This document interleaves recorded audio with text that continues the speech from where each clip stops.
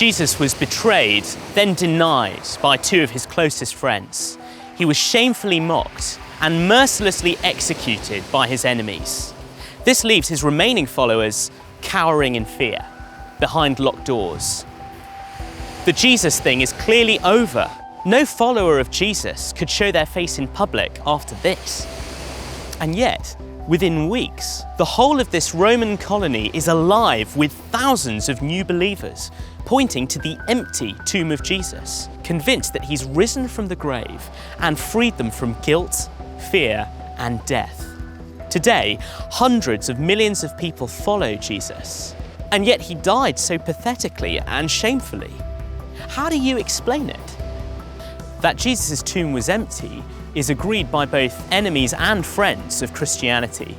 It is what lawyers call common ground. If Jewish or Roman authorities had removed Jesus' body, they would have certainly displayed it in public to shut down the uproar surrounding the preaching of Jesus' resurrection from the dead. But they never did. What if John and the other disciples of Jesus were making it up? Could they have hidden Jesus' body and pretended that he was alive? People will sometimes die for what they believe to be true, but not for a miserable lie. These first followers of Jesus were willing to be fed to wild animals and sawn in half.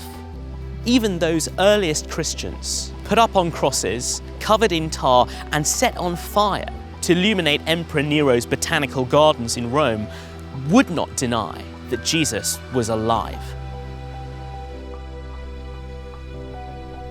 More remarkable still, many thousands of religious Jews came to follow Jesus after his death and simply gave up temple worship, animal sacrifice, and Sabbath observance.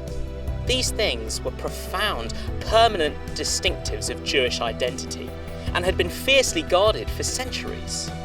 They even accepted non-Jewish followers of Jesus as their brothers and sisters. What could explain such a radical, permanent change to a culture except Jesus' resurrection? As you read this account of Jesus' followers meeting the resurrected Jesus and of Thomas turning from doubter to dedicated follower, what conclusion do you reach? Mass hallucination, perhaps? The eyewitnesses of Jesus' resurrection were people of different temperaments, at different places, at different times, all hallucinating a thoroughly unexpected encounter with the murdered Jesus. It's agreed that hallucinations conform to certain criteria, none of which is present here. Additionally, it's very unlikely that hallucinations could inspire the radical personal transformation of the disciples, even to the point of being willing to die for their faith. Nor do hallucinations explain the stubborn fact of the empty tomb. According to John, the only reasonable conclusion is to believe that Jesus is alive, risen from death. And if he is, then his offer of forgiveness and eternal abundant life is genuine and true. Is there any good reason not to believe in him and receive this amazing gift?